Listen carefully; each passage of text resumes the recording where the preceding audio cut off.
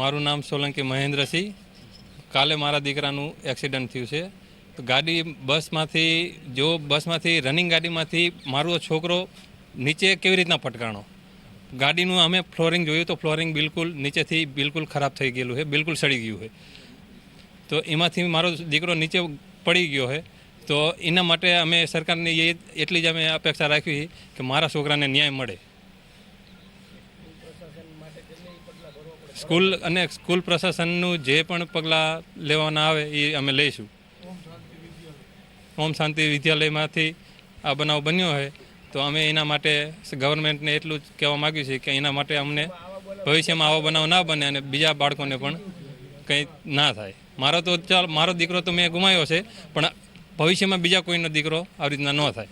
તો એના માટે ગવર્મેન્ટને અમે એટલું કરવી છે અપીલ કે અમારા આ જે ફ્લોરિંગ તૂટી ગયું હોય તો એ બધું સરકાર જોવે. અને આ 15 વર્ષ જ આવે છે રજિસ્ટ્રેશન બસનું, એને 21 વર્ષ થઈ ગયા છે તો પણ એને પાસ કેવી રીતના થઈ ગઈ બસ? આરટીઓ પાસિંગ એ કેવી રીતના થઈ ગઈ? એ પણ એક વિષય છે, ચર્ચાનો વિષય છે. તો ગવર્મેન્ટને અમે એટલું જ કહેવા માગીએ છીએ કે એના ઉપર કાયદેસરની કાર્યવાહી કરવામાં આવે સ્કૂલ પ્રશાસનની. મારે એક મોટી દીકરી છે અને એક આ દીકરો હતો. હું જમ્મુ કાશ્મીર બાલટાલ અમરનાથ યાત્રાથી અત્યારે આવ્યો છું છુટ્ટી ઉપર. ઘનશ્યામસિંહ દાનુભા. આ બનાવ બન્યો એ મારો દીકરો મહેન્દ્રસિંહનો દીકરો દિવ્યરાજસિંહ. અને કાલે 7 વાગ્યે અહીંથી હાઈસ્કૂલે ગયો અને હાથને વિશે મારામાં ફોન આવ્યો એ કે તમારો દીવું કે પડી ગયો કે તમે ઘાયઘા આવો, અમે સુરેન્દ્રનગર લઈને જાવી. એટલે હું ઘાયઘા ગયો, જઈને જોયું તો મારા દીકરાનું કંઈ પાણ પંખેરું પણ હતું નહીં. અને આ બેદરકારી હેઠે ફ્લોર આવે એમાં પાટિયા મૂકીને બસ હાંકતા હતા. એમાં વિડીયો છે અમારી પાસે અને મારી પાસે બધા પુરાવા છે. અને ઓમ શાંતિવાળાને જરાય ઢીલા મૂકવાના નથી. એમને જે કરવું હોય ને એ તમ તારે હું બધા અભિપ્રાય દેવા તૈયાર છું. અને સરકારને એમ કહેવું કે આરટીઓએ આ બસને આરટીઓ પરમિટ કઈ રીતે આપી મને એ નથી ખબર પડતી. 15 દિવસ પહેલાં આને પરમિટ કઈ રીતે આપી મને એ નથી ખબર પડતી. જો આવી રીતે હાલશે ને તો ખેડૂતના દીકરા ધન પાન થઈ જાય છે. સરકાર હવે કંઈક જાગો. તમારા બાળક સાથે જે બનાવ્યો બીજા કોઈ સાથે ન બને તેના માટે શું કહેશો? હું એક જ સરકારને વિનંતી કરવા માગું કે જે બનાવ બન્યો મારા ઉપર એ હું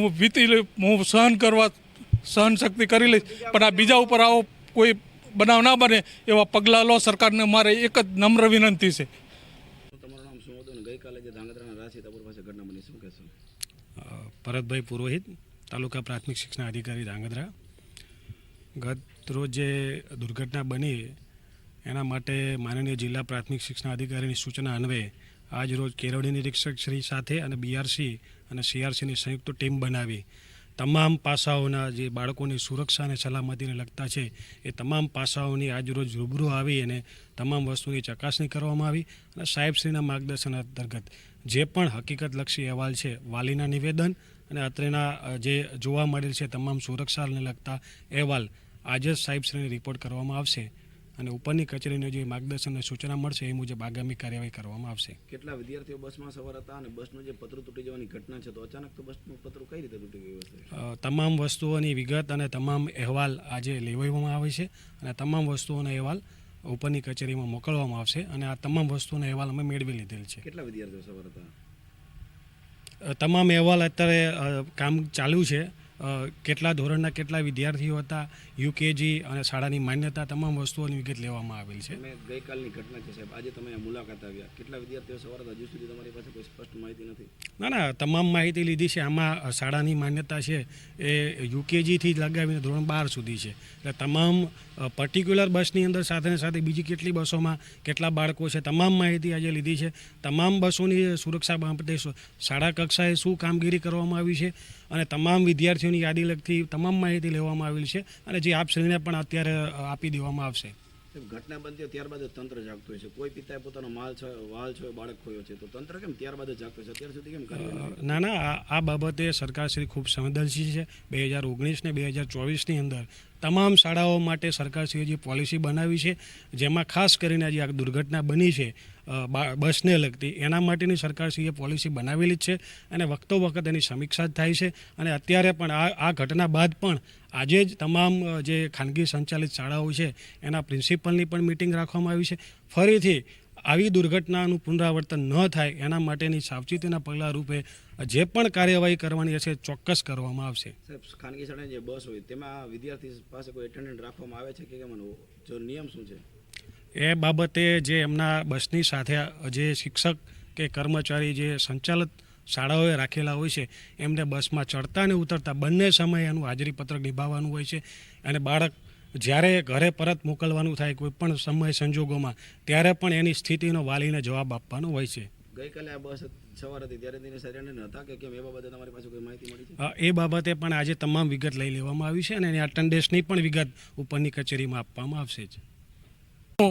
રાજસીતાપુર માસુમ વિદ્યાલય શાળામાં ભણું છું. સવારે 7:30ના ટાઈમમાં હું જ્યારે બસમાં એ બસમાં સવાર હતા ત્યારે તે બસમાં તે 6 વર્ષનો છોકરાને જ્યારે તે સીટ ઉપર બેઠો હતો ત્યારે તે સીટની અંદર બખું હતું. અમે ડ્રાઈવરને રજૂઆત કરી હતી, તેમ છતાં તેમને તે બખામાં એમ કીધું કે તેની અંદર પાટિયું મૂકી દઈશું અત્યારે ચાલશે.